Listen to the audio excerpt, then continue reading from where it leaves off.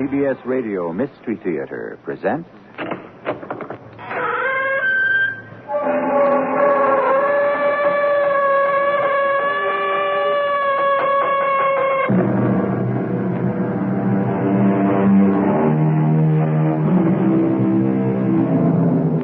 Come in. Welcome. I'm E.G. Marshall. There's a phrase going around nowadays used promiscuously by various people: meaningful relationship. Relationship means connection. Meaningful doesn't mean anything at all. It's not even in the dictionary. Meaningless is there, but not meaningful. It's a word devised out of desperation, not because our richly endowed language has need of it, but to avoid facing the possibility that all life threatens to become meaningless. I used to be alive, you know. You did? I'm pretty sure I was. When was that? Quite a long time ago. What was it like? I can't seem to remember.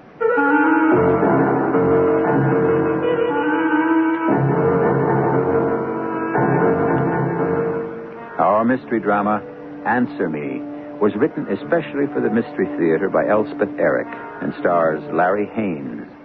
It is sponsored in part by True Value Hardware Stores and Buick Motor Division. I'll be back shortly with Act One.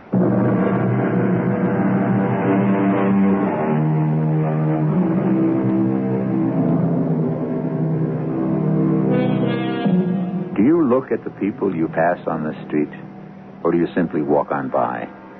Do you smile sometimes, or stop to pet their dogs? Do you say, nice day, or some weather? If you do, you've made a connection, a relationship. It may end right there, but you've made it. The story we're about to bring you begins with a lone man walking down a street in a large western city. I'm only pretending to be alive.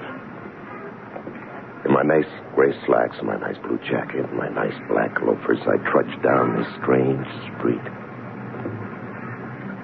Now and then I turn my head to look at my reflection in a store window, and I think I recognize myself. I'm not positive. Anyone who'd speak firmly enough could persuade me otherwise. I stop at every red light and wait patiently for it to turn green. I look like and I behave like your average dutiful citizen.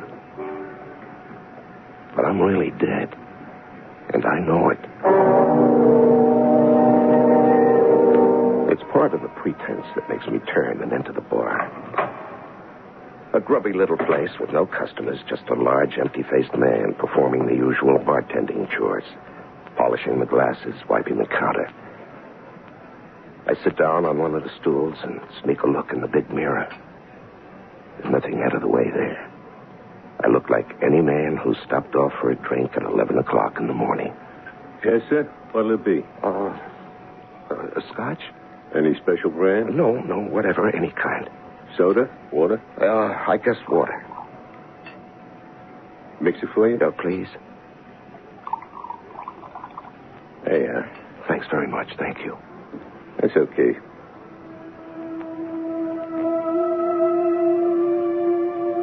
Now the tears start. Even before I lift the glass to my lips, a flow of tears rolling down my cheeks as I sit there silent, helpless. I hadn't known till now how complete, how profound is my despair. You don't want that drink. Oh, yes, I want it. You don't have to drink it, you know. Well, I have to do something. You're not used to liquor, are you? Oh, I've done some drinking. Not much, I can tell. Why don't you go on home? No good.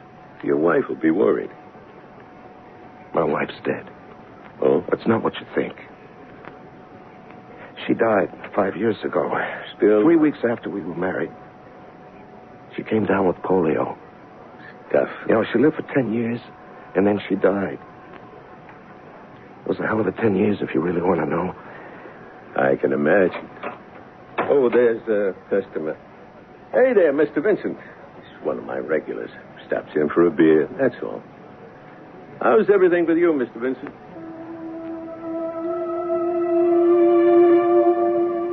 The drink tastes awful, but I try to finish it. Thoughts of Helen dart in and out of my brain, little flashes of piercing light gone before I can identify them. Helen's face when I met her. So young, just 18. Helen's face twisted with pain later on. I hear her screaming at me and me screaming back. But that was all a long time ago. And now I'm sitting in this bar with this drink, pretending to be alive. He just has one beer and leaves. He won't bother.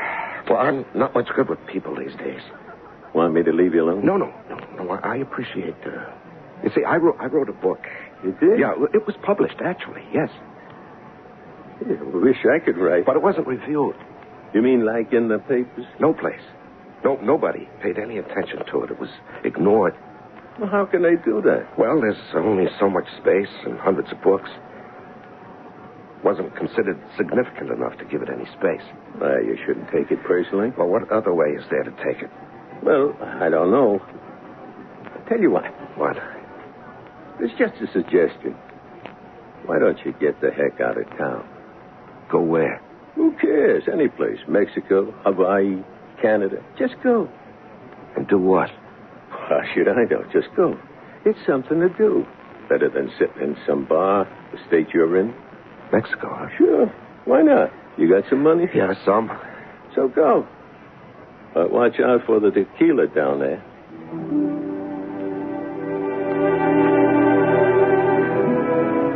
And that's how I find myself on this road headed south. I decided I'd walk to Mexico.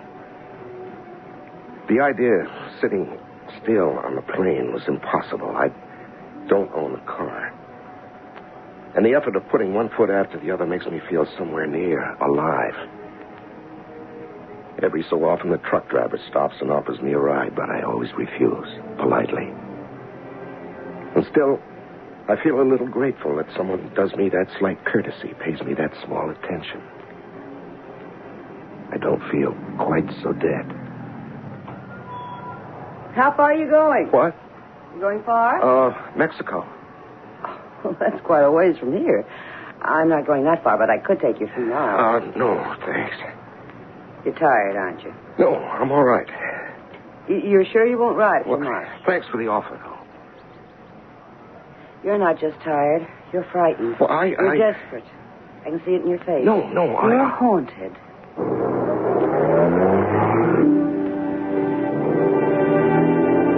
She drives off. I stare after her. I say the words over to myself. Frightened, desperate, haunted. Oh, it's true. It's all true. Why haven't I been able to say it to myself? Why did it have to be this woman who...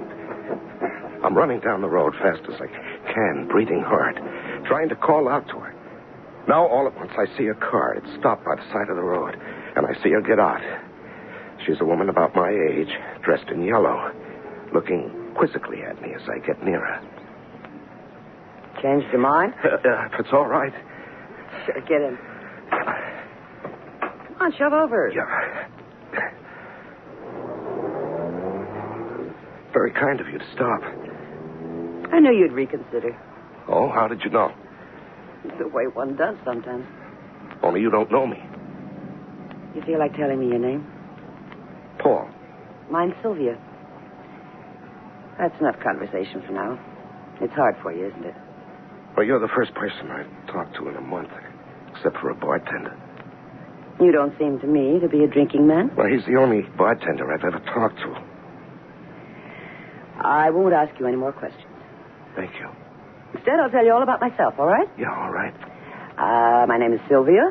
I'm 38, and I have a daughter named Susan. She's 18.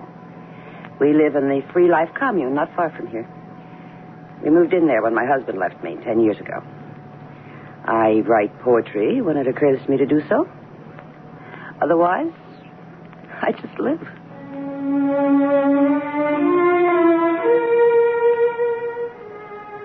I listen to her talk. I don't know precisely what she's saying, but the sound of her voice is oddly comforting. It's warming, reassuring. It's the sound of life, the sound of people. A person, anyway.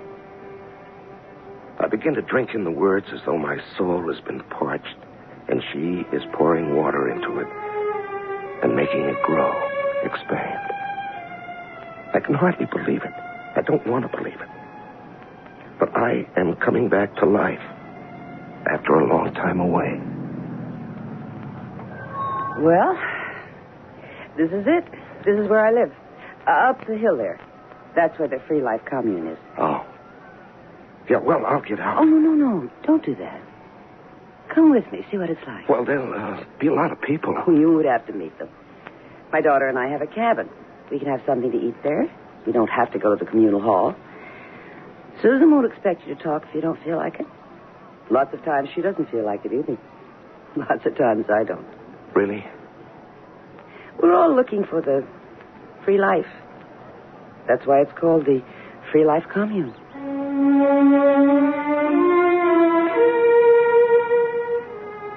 Something inside me has surrendered, and the woman Sylvia knows it. I haven't given consent, but I have consented. And nothing in me resists as she turns the car into the side road and goes up the hill and turns again down another dirt road, then another, and then another, and stops in front of a cabin built, not too expertly, of logs. She says nothing, and neither do I as we go inside. Hungry? No. I know you're not a drinking man, but I think a glass of wine might be a good thing. Yeah, it might. And I want you to meet my daughter. Susan. Right. We'll all have a glass of wine together. Can I help? No, you just sit there. White wine or red? I don't know. Okay. Red. There we are. You wanted me, Mother? Yes, dear. I want you to meet somebody. This is Paul. Paul, this is Susan. Hello, Paul. Susan. We haven't got a thing in this house to munch on. Paul's not used to drinking, and if he doesn't get something into his stomach, he... Oh, you want me to run down to the commissary? Oh, no. You stay here, I'll go. I want to get something for dinner anyway. We're eating in the cabin, just the three of us. I'll be right back. You want to pour the wine? No, you do it. Okay. You're very pretty. Thank you. You're 18, your mother said. Uh-huh. Here's your wine. It's cheap, but good. Thank you. I stare at her. She's sipping the wine, not looking at me. Something is bothering me, but I don't know what it is. I don't know what I'm doing here. I don't know who these women are. What is it? I don't know. What is it? Something's wrong. Something is strange. Something is incomprehensible. My hand that holds the glass begins to tremble. I know. You all right, Paul? What? You're not drinking your wine. Oh. What are you thinking? How did you get here? I live here. No.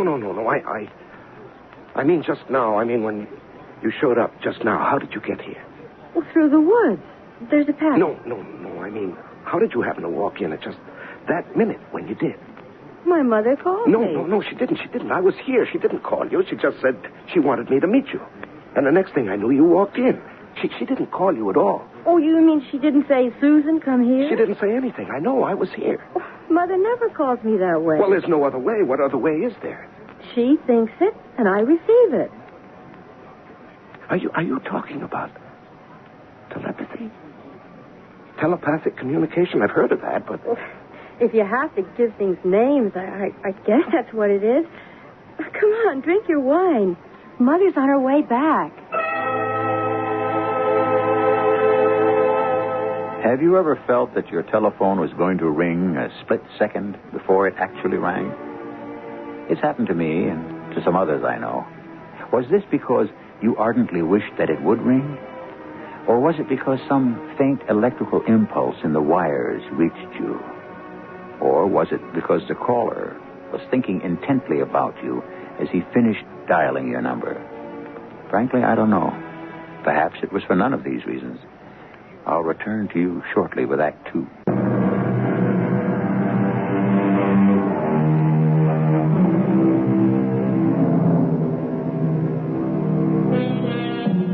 Our protagonist's name is Paul. Preyed upon by a grief too deep for comprehension, obsessed with the feeling that he is only pretending to be alive, he has decided to follow the advice of a chance-met bartender and hike to Mexico. On his way there, he has accepted a ride from a woman called Sylvia, who lives with her daughter Susan in the Free Life commune. Paul has passively consented to accompany Sylvia to her cabin, where, a few minutes later, young Susan has made her appearance. How did you get here just when you did? Mother called No, me. she didn't. I was here. She didn't call you at all. You mean she didn't say, Susan, come here? She never calls me that way. She thinks it, and I receive it.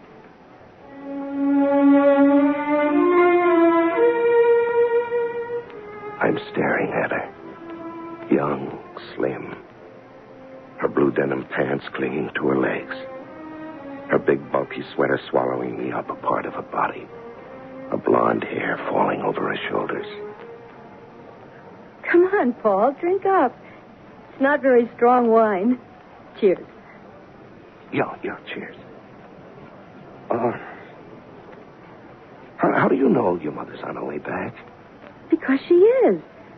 Well, she'll be here in less than a minute. Well, did she send you some kind of message? Telepathically, I mean?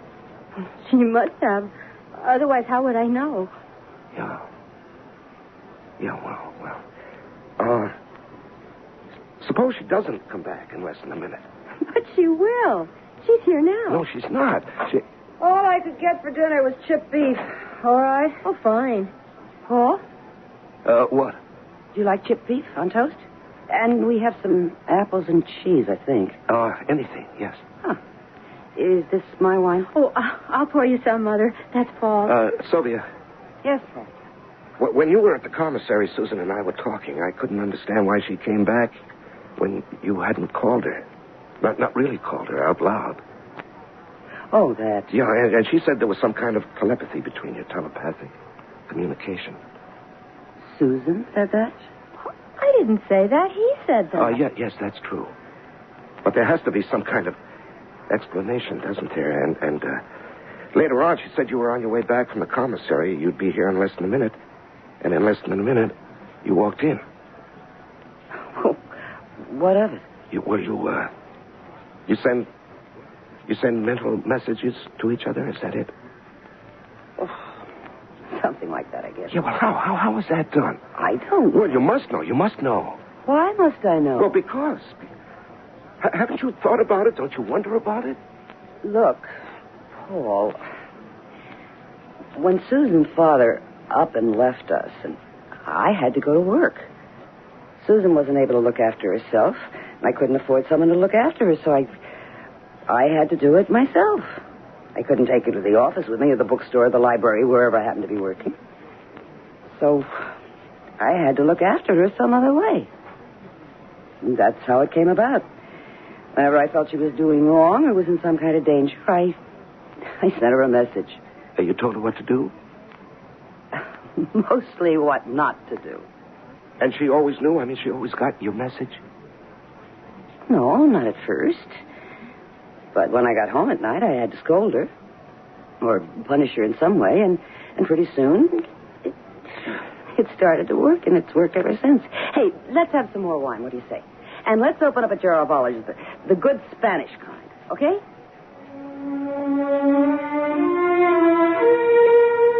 It's happening. I'm starting to come alive. It's slow, it's vague. Life appears in patches, some dim, others coming through clearly. It's like a gradually developing picture in a dark room. I feel my body. I hear my voice. I want to say things, and I don't care if I say them badly. I go back. I repeat myself. I don't mind. They don't mind. I talk about Helen. talk about her illness and her death. I talk about my book. I talk about writing it, and I talk about watching it fail. I talk about everything. I hope now and then I'm not boring them, but I don't really care. Just as long as they let me talk. And there was never a word about it in the book review sections, you see. Not one word. At first I couldn't believe it, but then I had to believe it, and that was that. Well, still in all, you wrote it. Yes, but... Well, that's more than most people do. Yes, I know. Was it hard? Yeah, sometimes.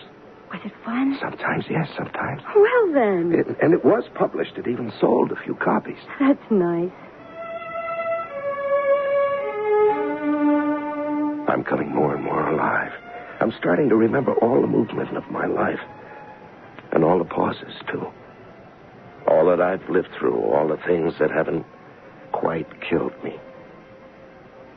Susan is just the age Helen was when I married her. They look nothing alike, but I don't know what it is. Youth, maybe. But more than that, much more than that. The feeling that there are possibilities. Sylvia, do you mind if Susan and I take a walk someplace? Susan, do you mind? Well, I don't mind. And leave me to do the dishes? I cooked the dinner. Big deal. What, just a short walk? I should think you've had enough walking by now. Yeah, I've forgotten all about that. I could show Paul the woods. You know, it's so long since I've taken a walk with somebody. Maybe you'd like to come too, huh? No. No, you two run along. I feel like I'm 16 and out on my first date. I swing out freely instead of plodding along grimly the way I had on the highway. The smell of pine trees fills my nostrils, and the pine needles are soft beneath my feet. I forget about Susan. I'm so full of myself and the great world outside me. I'm living. Want to sit down for a minute? Do you? Yes. Well, then, let's sit down. There's a rabid woodchuck in these woods somewhere. Rabid? Crazy. Berserk. Freaked out completely. You don't say. You're not afraid? Well, I don't know. I never knew till this second that woodchucks went mad. You know, it's interesting. It's really interesting. Now, it's so long since I have been interested in anything. Here I am, fascinated by the idea of a woodchuck going off his rocker. You could write a story about it. I might just do that. Or maybe I'll write about you. Well, you don't know anything about me. Well, I know that your father went off and left you. Yes, that happened. And you and your mother developed this telepathic communication so that she could take care of you. Oh, we've always had that. You mean even before your father... Before he split? Oh, yes. As far back as I can remember. Did it make you very unhappy when he split? I guess it did. It was 10 years ago. I don't really remember too well. All I remember is... What is it you remember? I don't like to talk about it. No, please, talk about it. You know, I've been talking my head off all evening. You and your mother listened. You were so kind. It was so good for me. And now I want to listen to you. What is it you remember? What I remember is how sad he looked. Sad? What was he sad about? I don't know. Was he unhappy with your mother? I don't know. It was 10 years ago. I don't remember. They got along. I guess they were happy. Sometimes I think that he... Did he what? That he was unhappy with me. Oh, no, come on now. He couldn't have been unhappy with you. Why, you must have been the sweetest little daughter a man could want. No, that couldn't have been it. Oh, it's just a feeling. Maybe he wanted me to be a boy. No, I don't think so. You don't? No, men talk a lot about wanting sons, but I think most of that is just talk. What men like is girls. Really? Oh, you know what I mean. Of course I know what you mean. You're a very remarkable girl, Susan. No, I'm not. Yes, you seem that way to me right this minute. Oh, wait till morning. I'll seem absolutely ordinary, which I am. And that reminds me. Are you going to stay all night? Well, I don't know. Is there a motel or something near here? Oh, you could sleep in the cabin. We could put a sleeping bag down on the living room floor. Could you do that? Of course. Why not? Well, it's getting dark. Maybe we better be getting back, huh? I guess so. Here, give me a hand. I'll pull you up. Okay. There. Susan, Yes, Paul? I'm going to kiss you. What? I need very much to kiss you. You do? No. We have to go back. Let me go. We have to get back to the cabin. Come on, hurry up. Susan, what is it? Hurry. What is it? What did I do? Susan? Hurry.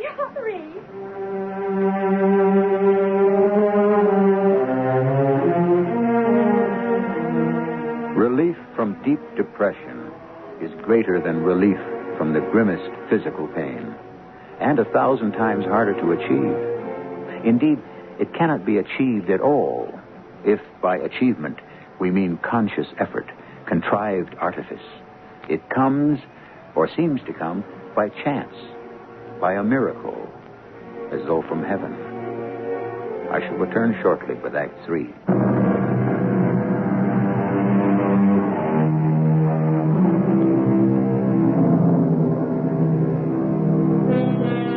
Our leading character, in the course of an aimless pilgrimage to Mexico, has been befriended by 2 women, mother and daughter.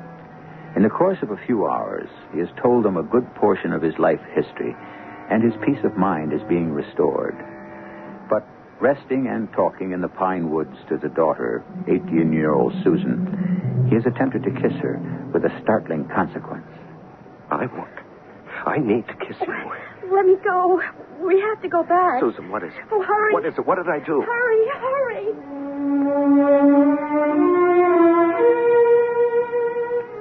I get back to the cabin and everything is just the way it was before. Sylvia gets out a sleeping bag, puts it on the floor, and I crawl into it. It's very quiet. I hear a soft wind through the trees. The movements of small forest creatures. The shrilling of cicadas. I'm warm and comfortable and content. But in a crevice of my mind is a doubt, a perplexity. Why had young Susan broken away from me so abruptly? Surely she knew that I meant her no harm. I'd had no sinister intent. I'd wanted to kiss her from an impulse of pure gratitude and affection because she was young and uncomplicated. And I'd begun untangling the snarled threads of my life for me. Wistfully wondering, I grow drowsy.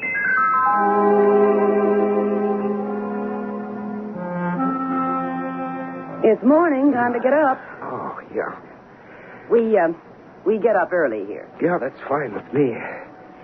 Did you sleep well? Yeah, like a puppy. Where's Susan? I sent her into town to do some errands. Oh, when will she be back? Well, I don't know exactly. Oh. Sylvia, something happened last night when Susan and I were in the woods. We were talking. And it was so peaceful there, and she was so sweet to me. I told her about a lot of things, even more than I told you both at dinner. She seemed to understand everything I said and a lot of things I didn't say. Susan's a very sweet girl. I've seen to that. Yeah, well, all of a sudden, I wanted to kiss her. Nothing lascivious. I wasn't trying to seduce her. I wouldn't try anything like that. I just wanted to kiss her because I felt so fond of her, you see. Such an affection for her. And it's been so long since I felt anything like that. And at first I thought she understood. She let me put my arm around her, and she was smiling at me, and all of a sudden... All of a sudden, what? Well, she broke away from me, and she started to run. She did? Yeah, she said we have to go back, and she ran for the cabin. Well, you know... Well, why would she do that? Don't ask me. Well, you must have some idea. She's your daughter. After all, Paul, you're old enough to be her father, aren't you? Well, I guess I am, yeah, even so. Now, some people think everybody that lives in a commune is You know, loose, free, and easy. That's not so. This is a group of serious artists who are dedicated... Well, I never even thought of anything like that. I never thought Susan was well, I just never wanted anything like that. And she knew I didn't. I'm sure she did. Well, maybe she did, maybe she didn't. You never know with young girls, do you? How far is it into town? Oh, I don't know. Quite a ways. Yeah, well, maybe I'll walk into town, try to find her. Well, you couldn't do that. She had a lot of errands. You would know where to look. Well, anyway, I think I'll try. Paul. No, well, the car's out there. What did she do? Walk to town? She must have come back. So soon? Well, evidently, since the car's out front. I'm going to look for her. You don't know where she is. Well, I'll look. Maybe the communal hall. That's full of people. They'll all be having breakfast there. Well, if she's not there, maybe she's in the woods. Paul.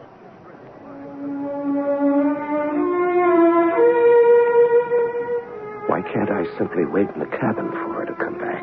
Why do I think it's so important to find her and find her now? What am I going to say when I see her? How am I going to explain? The sun is up full. The scent of pines is in the air. The birds are full-throated. There are people going about their business, whatever it is, in this place. I wander again into the woods where Susan and I walked last night. And then... Paul! Susan, I've been looking for you.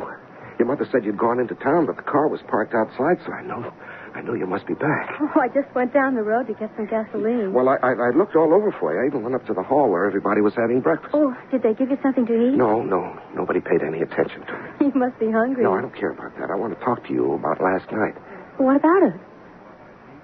Well, when I wanted to kiss you, Susan, I didn't mean anything except that you've done so much for me. You don't even know what you've done for me, you and your mother. I was a desperate man, and you brought me back to life. You made it possible for me to go on living. I don't know how or why, or... Maybe I'll never know. But... Oh, my dear, I love you for it. From my heart, I love you. You understand, don't you? I think I do.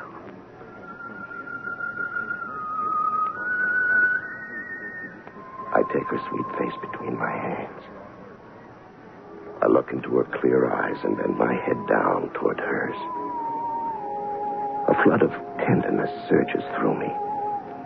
Such a devout desire to express my relief and my thankfulness.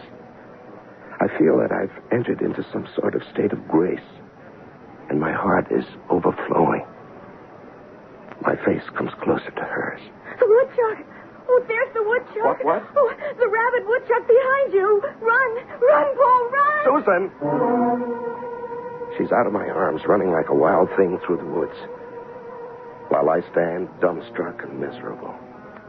I look behind me. I look all around me. There's no woodchuck, rabid or otherwise. My head is swirling with an indefinable sensation. I go back to the cabin. I get there just in time to see the car drive off with Susan at the wheel. Hardly knowing what I'm prepared to say or do, I open the door of the cabin and go inside. Back so soon? Yeah. Where did you go? Oh, just here and there. Did you find Susan? Oh, yes. Everything all right? I don't know.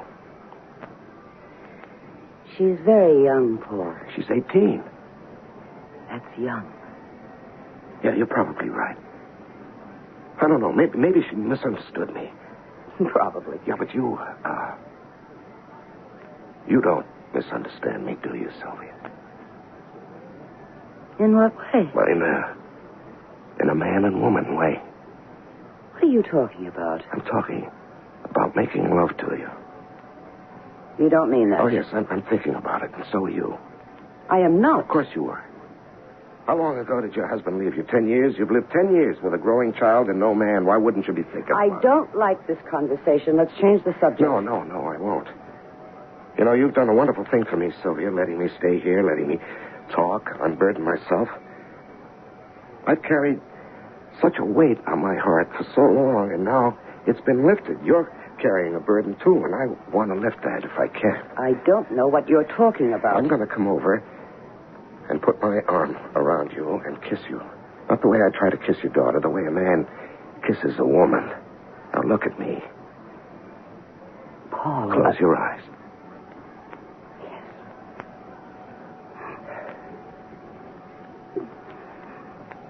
That was it, wasn't it? That was what you wanted. I don't know. Of course you know. Of course you do. Maybe I do. You know, last night, when Susan and I were in the woods, it was you who called her back, wasn't it? Yeah, and this morning, too, wasn't it? Yes. Tell me, have you always dragged her back to you every time a man got too close to her? Yes. You've always had this control over her, haven't you? Since the day she was born. Sylvia, you have to let go. I can't. Of course you can. What would I do without my child? What else is there? Oh, you'll think of something. A woman like you'll think of something. She's still sitting there as I leave. I can't read the expression on her strong and lovely face, but behind that furrowed brow, I know a powerful mind is at work. She'll be all right, I say to myself. And I start down the highway by which I'd arrived at the Free Life Commune. Only this time, I'm walking north, back to where I started from. My steps are quicker now. I feel I have a purpose, though I don't yet know what that purpose is. And then I hear... Paul, Susan. you were leaving without saying goodbye to me? Well, I just thought it was time for me to go. I'm sorry I acted the way I did in the woods. You didn't really see a rabid woodchuck, did you? I thought I did. No, there wasn't any woodchuck. Maybe there never has been. Well, anyway, I'm sorry. And I'm sorry you're leaving. Well, it's time. Paul, Mm-hmm. do you know what I'd like? What would you like, Susan? I'd like to kiss you goodbye. Would you? Come closer to the car. Stand right there. Like that. I want to put my arms around you and hug you and give you a big kiss. All right. There. I love you a lot, you know. I love you a lot, too. I watch her drive off down the highway. I feel a few sudden tears in my eyes. Dear girl, dear little girl. Life will start to open up for her, I think, to myself. And involuntarily, a tiny prayer finds its way to my lips. Be kind to her. Oh, be kind. The car is out of sight now, and I resume my walk back to the city. It occurs to me that the only person I really want to see is the man who sent me off on my aimless pilgrimage. I want to tell him that I never reached Mexico, but I reached myself. I find the little side street without any trouble, and the obscure little bar. It's a feeling of coming home to something or someone. As I open the door and go in, it's as though I'd never left. He's cleaning the glasses and wiping the bar, and the place is empty. I take the same stool as before. Yes, sir. What do you have? Do you, remember me by any chance? Well, I don't know. You look familiar. Yeah, well, I was in here about a week ago. You told me to go to Mexico. Oh, yeah. Yeah. Well, did you go? Part way. Well, how was it? Oh, it was wonderful. It was, miraculous. I wanted to tell you about it. Well, it's a good thing you came in today because I'm closing up this place tomorrow. Oh, is business bad? Well, business is all right. No, I just made up my mind to do something. Maybe I'm crazy, but, well, I'm going to do it anyway. Well, do what? Do you mind telling me? I'm going to set out and look for my family. You see, I left them 10 years ago. Just cut out. No explanation, no nothing. Well, you must have had a reason. I did. But it wasn't anything I could talk about. You see, my wife, she made me feel like an outsider, like I wasn't necessary. Not even important. Like I was, in a way, real. Oh, that must have been rugged. We have a daughter, Susan. She and my wife were close, very close.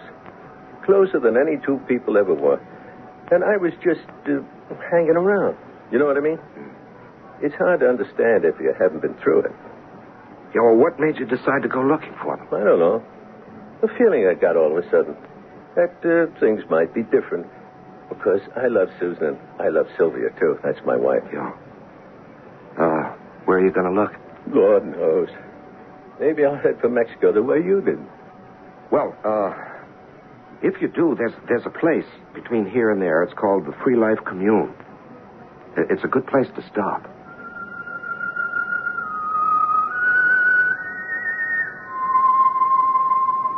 I have to get a job now.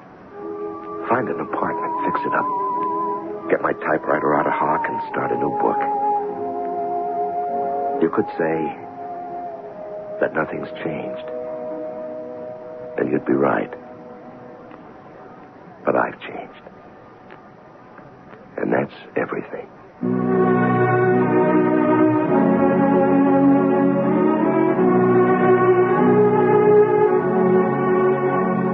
He's right, you know. To change oneself is everything. But oh, how hard it is. To change one's address, clothes, occupation, or friends. All these things are easy next to changing one's inner self, with all its complexities and contradictions. That is a difficult thing. But there is always a chance that, difficult as it is not impossible. I'll be back shortly.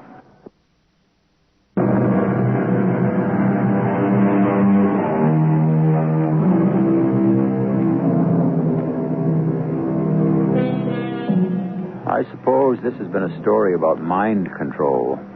What else could it be? Not that I know how one mind controls another or even influences it.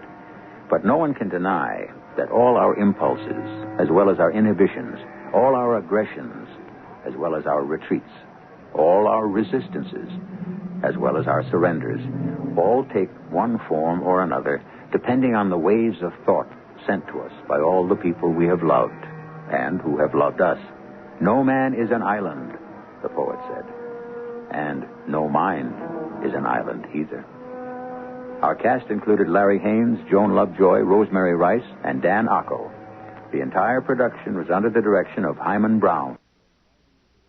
This is E.G. Marshall inviting you to return to our Mystery Theater for another adventure in the macabre. Until next time, pleasant dreams.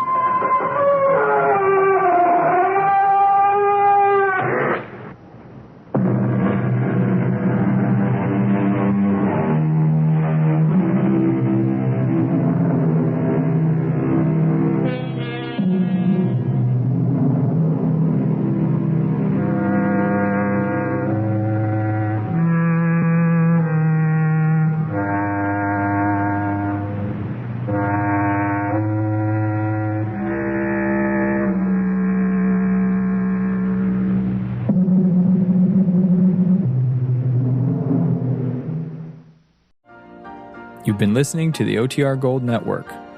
Find more classic radio at otrgold.com.